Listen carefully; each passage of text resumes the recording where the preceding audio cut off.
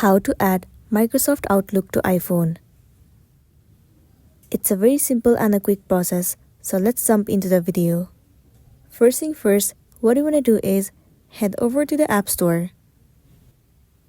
Once you are in this home page of the App Store, in the search bar, search for Microsoft Outlook. You have to head over to this app. Right here, you should see the option of Get, or you might also see this icon.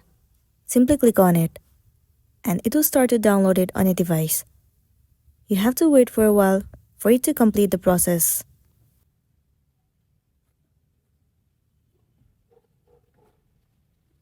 And there you go, the Microsoft Outlook app has been installed successfully. You can go back to your home screen, and here you can see the Microsoft Outlook app. In order to use it, simply open it. Wait for a while for it to load.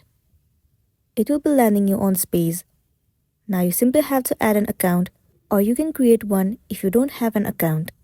And that is how simply you can add Microsoft Outlook to iPhone. Make sure to smash the like button and consider subscribing if you found this video helpful.